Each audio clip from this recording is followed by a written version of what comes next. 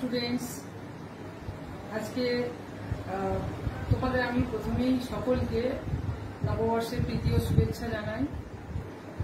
আর ঈশ্বরের কাছে আমরা চলো সবাই প্রার্থনা করি যে আমরা যেন খুব তাড়াতাড়ি আমাদের সেই কর্মব্যস্ত স্বাভাবিক জীবনে ফিরে যাই, আর একটা সুস্থ পৃথিবী যেন আমরা পাই। তো এই প্রার্থনার মধ্যে দিয়েই আজকে আমরা পড়াই ঢুকি। তো আমরা আগের ক্লাসে জন এডওয়ার্ড মাসফিল্ডের সি ফিভার কবিতাটি পড়েছি, ফার্স্ট স্ট্যান্ডার্ডটা পড়েছি। তো কি কি পড়েছি একটু জেনে নিই।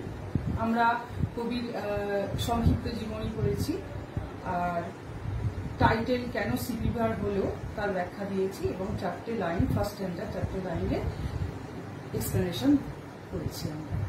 আজকে চলো আমরা সেকেন্ড স্ট্যান্ডার্ডটা পড়ি। সেকেন্ড স্ট্যান্ডার্ড 4 লাইন আছে, সেকেন্ড স্ট্যান্ডার্ডটা পড়ি। তো লেটস স্টার্ট। আমি সেকেন্ড স্ট্যান্ডার্ডটা পড়ছি। I must go down to the seas again for the call of the running time. দেখো এখানে ঠিক ফার্স্ট স্ট্যান্ডার্ডে যে লাইনটা দিয়ে শুরু হয়েছে কবিতাটি, এখানেও কিন্তু সেম ওই লাইনটা দিয়েই সেকেন্ড স্ট্যান্ডার্ড শুরু হয়েছে, এমনকি থার্ড স্ট্যান্ডার্ডেও ওই লাইনটা আমরা পাবো। তো একই লাইন 3 বার এখানে রিপিট হয়েছে। কেন? The line has been repeated 3 times in the poem. Why? কারণ পোয়েটের যে সমুদ্র যাত্রার একটা তীব্র ইচ্ছা, আর স্বাধীন জীবনযাপনের যে তীব্র ইচ্ছা ছিল, সেটাকে দৃঢ় করার জন্য। The line has been repeated 3 times to emphasize the poet's extreme desire for the sea voyage or the sea journey, and to live a life of complete freedom. So I must go down to the seas again for the call of the running tide. তাহলে second standard first লাইনে কবি বলছেন যে আমি সমুদ্রে যাব, আবার সমুদ্রে যাবই। কেননা কি জন্য যাবেন না, প্রবহমান জোয়ারের ডাকের জন্য, for the call of the running tide. The poet is determined to go to the sea. Why? For the call of the running tide. For the call of the running tide মানে হচ্ছে প্রবহমান জোয়ারের ডাক। তো running tide is a part of sea. Sea is also a part of nature. So the poet is determined to go to the sea for the calls of the running tide. That is the call of for the call of the sea. That is for the call of nature. Poet এখানে সমুদ্রে আবার যেতে চাইছেন, কারণ প্রবহমান জোয়ারের ডাকের জন্য। আমরা এটাও বলতে পারি প্রবহমান জোয়ার মানে সমুদ্রের একটা অংশ, সমুদ্রের ডাকের জন্য। আবার সমুদ্র প্রকৃতিরই একটা অংশ, প্রকৃতির ডাকের জন্য তিনি যেতে চাইছেন। এটা তো লিটারাল মিনিং। যদি ইনার মিনিং আমরা বলি, the call of the running tide means the call of our conscience, মানে আমাদের মনের ডাক, হৃদয়ের ডাক, বিবেকের ডাক যেটা বলি। তো আমরা যখন মন থেকে যদি কোনো কিছু করার জন্য সাড়া পাই, সে কাজটা আমরা অবশ্যই করি। তো এখানেও কবি নেচারের কাছ থেকে ডাক পেয়েছেন, সেই জন্য তিনি সমুদ্রে যাবেন। Second line is a wild call and a clear call that may not be denied. And what type of call is this? It is a wild call and a clear call. Wild means wild বাংলায় মানে হচ্ছে বন্য, উদ্দাম, বন্য অথবা উদ্দাম, and clear মানে হচ্ছে স্পষ্ট। তো এই ডাকটা কেমন ছিল? ডাকটা ছিল একটা উদ্দাম ডাক এবং স্পষ্ট, খুবই স্পষ্ট শুনতে পাচ্ছি। তো ওয়াইল্ড মানে এখানে বন্য ডাক বলবো না, এখানে উদ্দাম ডাক বলবো। ওয়াইল্ড এখানে মানে হচ্ছে actually wild stands for freedom, স্বাধীনতা বোঝাচ্ছে। কারণ কেন বোঝাচ্ছে বলছি, ওয়াইল্ড ঠিক বন্য প্রাণী ওয়াইল্ড অ্যানিমেলরা যেমন জঙ্গলে তাদের স্বাধীন মতো ঘুরে বেড়ায়, তাদের কোনো লিমিটেশন থাকে না, রেস্ট্রিকশন থাকে না, যেখানে খুশি তারা যেতে পারে। তো তারা যে স্বাধীনতার জীবনটা উপভোগ করে, কবি ঠিক সেই রকম একটা স্বাধীন জীবন এনজয় করতে চাইছে। Wild animals live a life of freedom. They can go wherever they like. They have no restriction, no limitations. The poet longs for such a life of freedom. তাহলে বুঝতে পেরেছো wild কথাটা কেন বলা হয়েছে। And also a clear call. It is very clear call. The poet actually here the poet hears the call of the running tide, which is very wide and very clear, because it is the call of nature. আর একটা কথা এখানে বলি, এই জন্যই কবি এখানে fever কথাটা বলেছেন, কারণ যখন তিনি এই প্রবহমান জোয়ারের ডাক শুনছেন, তখন কিন্তু তিনি একটা রেস্টলেস ফিল করছেন সমুদ্রে যাওয়ার জন্য। সেই জন্যই দ্যাটস ওয়াই ফিভার, এই জন্যই ফিভার কথাটা বলা হয়েছে। And all I ask is a windy day with white clouds flying. আর কি চান কবি তার এই জার্নির জন্য? কি চান কবি তার এই সি ভয়েজের জন্য? একটা ঝোড়ো হাওয়ার দিন চাইছে, সঙ্গে থাকবে, সঙ্গে আকাশে ভাসবে সাদা মৃত্যুঞ্জ, এরম একটা দিন চাইছেন। তো বুঝতেই পারছো যে সাদা মৃত্যুঞ্জ কখন ভাসে, যখন আকাশে কোনো মেঘ থাকে না, কালো মেঘ থাকে না, তার মানে পরিষ্কার ওয়েদার চাইছেন, clear weather. So for his sea journey, the poet wants a windy day and white clouds flying. এখানে আমি আরেকটা কথা বলবো, উইন্ডি ডে যেটা বলছে, উইন্ড আর সি এই দুটো জিনিসের মধ্যে একটা ডিপ কানেকশন আছে। তোমরা দেখেছো যে ক্লাস 9-এ নর্থ সিপেও সি আর উইন্ড বলা হয়েছে, আবার ক্লাস 8-এও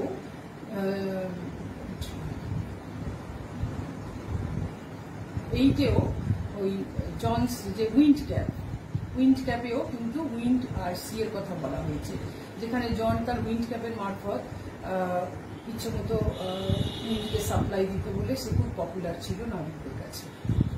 তো দেখতেই পাচ্ছ উইন্ড আর সি একটা ডিপ কানেকশন আছে, কারণ উইন্ড ছাড়া জার্নি ক্যানট বি কমপ্লিটেড। উইন্ডকে বাদ দিয়ে জার্নিটা সম্পূর্ণ হবে না, কারণ বাতাস জাহাজের পালে লাগলে তবেই তো সে এগোবে, তবেই জার্নিটা কমপ্লিট হবে। তো এরকমই একটা উইন্ডি ডে, মানে ঝোড়ো বাতাসের দিন চাইছেন। And with white clouds flying, cloud কেমন ছিল? হোয়াইট, আর সেগুলো আকাশে ভেসে বেড়াচ্ছিল। তো poet actually literally meaning white clouds are flying in the sky. যদি ইনার মিনিং বলি, তো white stands for piece. The poet here wants a peaceful weather, not stormy weather. Poet here wants a peaceful weather for his C voice. তাহলে third লাইনের মানে হচ্ছে the poet wants a windy day and a peaceful and white clouds flying, that is peaceful weather for his sea voyage. And the flowers spray and the blown spume and the seagulls crying. Second stanza, fourth line.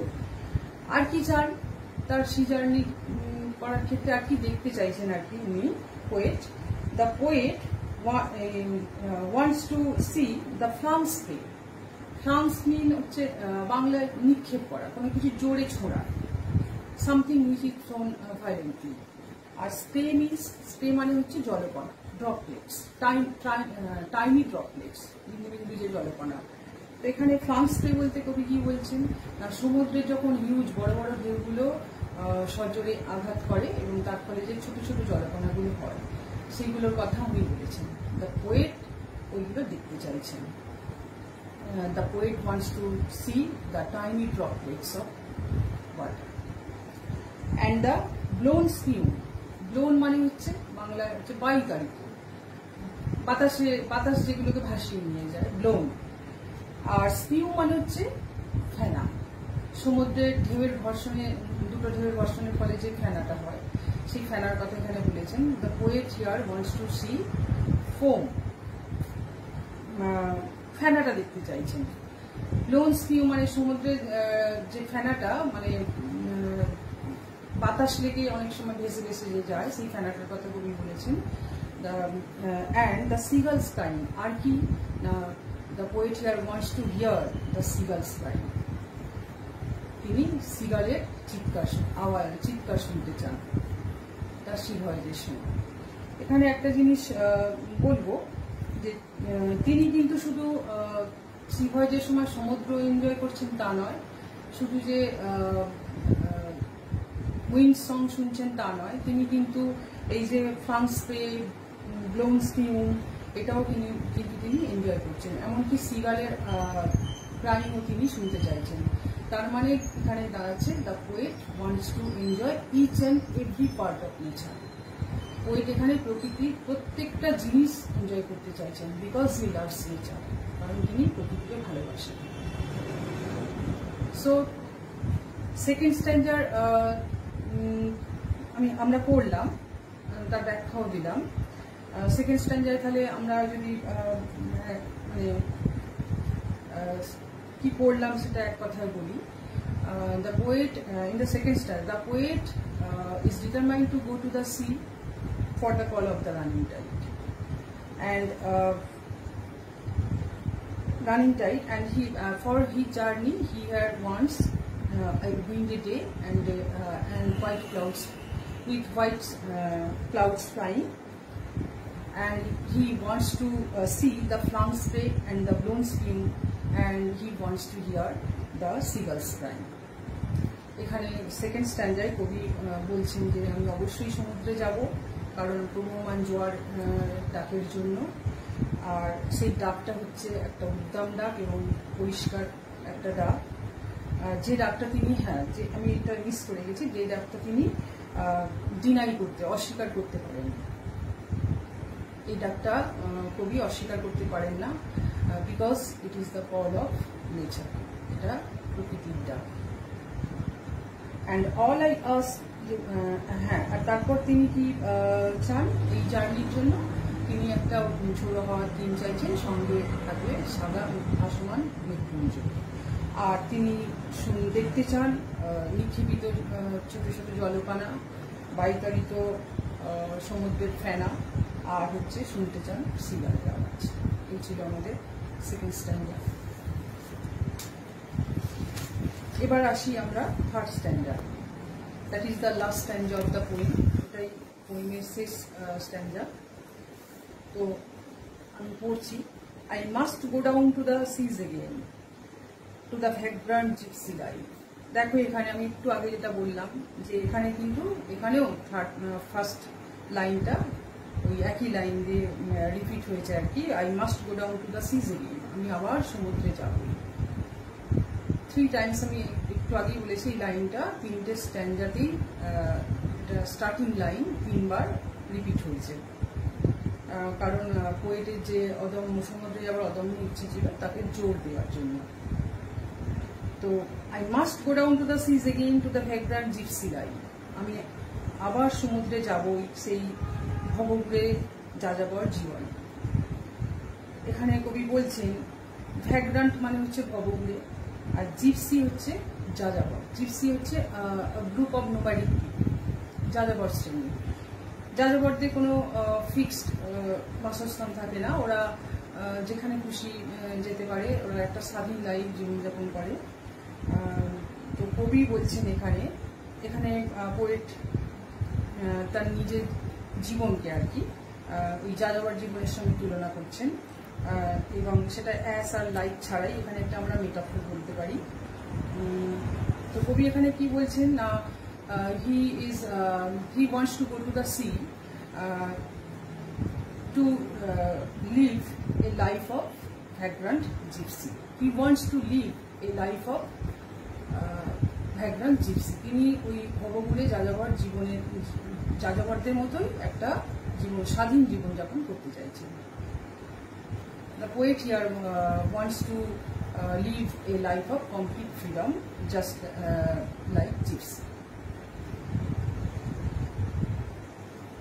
তাহলে এখানে আমরা একটা figure of speech পেলাম, এটা পর second লাইনটা আসছি, third standard. To the gull's way and the whale's way, where the winds like a weighted knife. To the gull's way, এখানে একটা জিনিস দেখো, এখানে বলছে যে শঙ্খচিলের পথ ধরে, আর আগের স্ট্যান্ডার্ডে উনি সিগালের গান শুনতে চেয়েছেন, এখানে কিন্তু সিগালের পথ ধরে যেতে চাইছেন। সিগালের পথ ধরে, সিগালের পথ বলতে কি বলছেন, সিগালের কি কোনো ডেফিনিট রুট আছে যে একটা নির্দিষ্ট পথ দিয়ে সে যায়, সে পথ দিয়ে ওড়ে, তা না। এও কিন্তু নিজের স্বাধীন মতো যেখানে খুশি যেতে পারে, তার কোনো ডেফিনিট রুট নেই। Seagull can go wherever it likes. তো এখানে আমরা যেটা পোয়েট বোঝাতে চাইছেন, the poet wants two live a life of freedom, just like seagull. And the whale's way, একই ব্যাপার বলছেন উনি এখানে। আর তিমির পথ ধরে, তিমির পথ মানে তিমিরও কোনো ডেফিনিট রুট নেই, একটা সমুদ্রের যে একটা ছোট জায়গা বেঁধে দেওয়া হচ্ছে সেখানেই সে থাকবে এরকম কোনো ব্যাপার নয়। গোটা সমুদ্র, ভাস্ট সমুদ্রই তাকে থাকার জন্য ছেড়ে দেওয়া হয়েছে।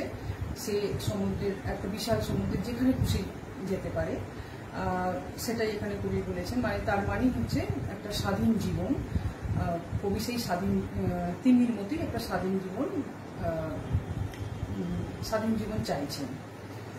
The whale can go wherever it likes. It has no limitations, no restrictions. Similarly, the poet wants to live such a life of freedom. এখানে আর একটা জিনিস বলবো, the whale's way, where the winds like a weighted knife. Whale's way এখানে কিন্তু এই লাইনটায় whale's way where the winds like a weighted knife, weighted পর্যন্ত বলছি, দ্য ওয়েলস থেকে ওয়েটেড পর্যন্ত এখানে ডব্লিউ সাউন্ডটা আর কি রিপিট হয়েছে। W sound has been repeated. তো এইকে আমরা অ্যালিটারেশন বলি। This is a case of alliteration. যখন কোনো সেম সাউন্ড রিপিট হয় ওটাকে আমরা অ্যালিটারেশন বলি, বাংলায় যেটা অনুপ্রাস। তো whale's way, where the winds like a weighted knife, যেখানে বাতাস শানিত ছুরির মতো, যেখানে বাতাসটা হচ্ছে শানিত ছুরির মতো। কবি সেই যেখান দিয়ে কবি শঙ্খচিলের পথ দিয়ে যেতে চায়, তিমির পথ ধরে যেতে চান, যেখানে বাতাস শানিত ছুরির মতো। এই লাইনটার মানে আমি এর আগে বলেছি, গার্লস ওয়ে এবং ওয়েলস ওয়ে মানেটা বলেছি। আর উইন্ডস লাইক এ ওয়েটেড নাই মানে বাতাস শানিত ছুরির মতো। সমুদ্র, খোলা সমুদ্রে বাতাস খুব জোরে হয়, ফলে খুব ঠান্ডাও হয়। সেই রকম বাতাস কবির গায়ে এসে লাগছে। কবির মনে হয়েছে যেন একটা ধারালো ছুরি দিয়ে কেটে গেলে যে অনুভব হয়, সেই ঠান্ডা বাতাসটা যখন কবির গায়ে লাগছে, কবির সেরকমই মনে হচ্ছে যেন শানিত ছুরি এসে কাটছে। Where the winds like a weighted knife, এই লাইনটার মানে হচ্ছে in the open sea the wind blows strongly and it is cold at the same time. The poet feels it cuts him like a sharp knife. কবি feel করতে পারছেন যে ওই হাওয়াটা এতটাই ঠান্ডা ছিল যে এটা যেন একটা ধারালো ছুরির মতো তার গায়ে লাগছে। এখানে একটা বলবো যে এখানে কিন্তু সি ভয়েজের একটা পজিটিভ অ্যাসপেক্টও আছে। এখানে কবিতায় সি ভয়েজের যেমন নেগেটিভ অ্যাসপেক্ট আছে, পজিটিভ অ্যাসপেক্টও আছে। সি ভয়েজের যেমন বিভিন্ন হার্ডেলস আছে, এখানে কিন্তু একটা পজিটিভ দিক দেখিয়েছেন পোয়েট। কি না, অনেক হার্ডেলস থাকা সত্ত্বেও কবি কিন্তু তার জার্নি স্টপ করছেন না। কবি কিন্তু জার্নিটা করতে চাইছেন, যদিও বাতাস তাকে শানিত ছুরির মতো কাটে, তবুও তিনি তার জার্নি স্টপ করতে চাইছেন না। তো এটা একটা পজিটিভ দিক। and all third line যাচ্ছি, and all I ask is a merry yarn from a laughing fellow rover. আর এই আর কবি কি চান এখানে বলছেন যে কবি একজন সঙ্গী নাবিক চাইছেন যে কিনা হাসি মুখে কবিকে একটা মজার গল্প শোনাবে। একটা জিনিস লক্ষ্য করো, ফার্স্ট লাইন, ফার্স্ট স্ট্যাঞ্জার ফার্স্ট লাইন যেখানে কবি বলছেন তিনি সমুদ্রে যেতে চাইছেন একা, যেখানে সমুদ্র আকাশও একা। I must go down to the seas again, to the lonely sea and the sky. First স্ট্যাঞ্জার ফার্স্ট লাইনে এটা বলা ছিল, আর এখানে কিন্তু উনি বলছেন ওনার একটা সঙ্গী চাই। তাহলে এটাও কিন্তু একটা কন্ট্রাস্ট এখানে আছে, বিপরীত ধারণা। প্রথমে উনি একা যেতে চেয়েছেন, এখানে উনি একটা সঙ্গী চাইছেন। মেরি মিন্স হচ্ছে জয়ফুল, ইয়ার্ন হচ্ছে ট্রাভেলার্স টেল, গল্প, ভ্রমণার্থীর গল্প, অ্যান্ড ফেলো রোভার হচ্ছে কো ম্যারিনার, সঙ্গী নাবিক আর কি। এখানে কবি যেটা বলছেন যে সমুদ্র সি জার্নির জন্য তিনি একটা সঙ্গী নাবিক চাইছেন যে কিনা হাসি মুখে কবিকে একটা সুন্দর মজার গল্প বলবে। The poet here wants a fellow rover who tells him a joyful story to uplift his mood. তার মুখে ঠিক করার জন্য। And quite last line বলছি, and quite sleep and a sweet dream when the long trips over. This is the very important line, খুব important line এটা। and quite sleep and a sweet dream when the long trips over. আর কি কবি চাইছেন না, এই সমুদ্র যাত্রা যখন শেষ হবে, শেষে সমুদ্রযাত্রার শেষে, সমুদ্র জার্নির শেষে বইটা একটা শান্তির ঘুম চাইছেন, আর যে ঘুমটা কোনোভাবেই ডিস্টার্ব হবে না, যে ঘুমটা মধুর স্বপ্নে পরিপূর্ণ থাকবে, সেই রকম একটা ঘুম চাইছেন। এটা literally meaning, the poet here wants a comforting sleep, that sleep which is never disturbed, that sleep which is full of sweet dreams. Sweet dreams কেন না, সমুদ্র জার্নি করার সময় যে হার্ডেলসের মুখোমুখি পোয়েটকে হতে হবে, সেটা কিন্তু জার্নির শেষে সেই হার্ডেলসের মুখোমুখি হতে হবে না, সেই জন্য সুইট ড্রিঙ্কস। তাহলে এরকম একটা সুইট ড্রিঙ্কসে পরিপূর্ণ ঘুম, শান্তির ঘুম নিয়ে চাইছে যাত্রা শেষে। এটা লিটারাল মিনিং, কিন্তু আমি ইনার মিনিংটা বলবো। এখানে স্লিপ মিনস হচ্ছে death, permanent sleep, that is death, eternal sleep, death. আমাদেরও জীবন সংগ্রামের শেষে যখন শেষ হয় আর মৃত্যু আসে, তখন আমরা কিন্তু এই একটা ইটার্নাল ঘুমিয়ে যাই, যে ঘুমটা আমাদের কোনদিনই আর ভাঙে না, ডিস্টার্ব হয় না, আর সেই ঘুমটাও কিন্তু সুন্দর স্বপ্নে ভরা থাকে, কারণ সেই আফটার ডেথ আর কি, মৃত্যুর পর আমাদের কিন্তু জীবনের সেই ঘাত প্রতিঘাতের সম্মুখীন আর হতে হয় না। এর অন্তর্নিহিত মানেটা এটাই।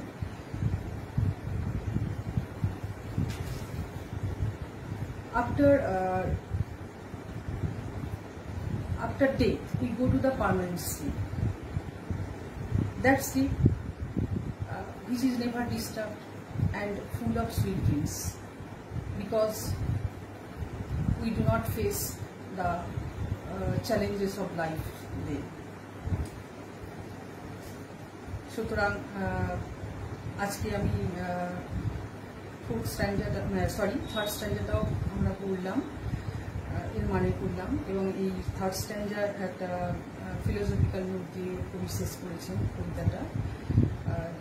আমাদের গোটা কবিতাটাই পড়া হয়ে গেল, এবং তার ইনার মিনিং, তার লিটারাল মিনিং দুটোই আমরা পড়লাম।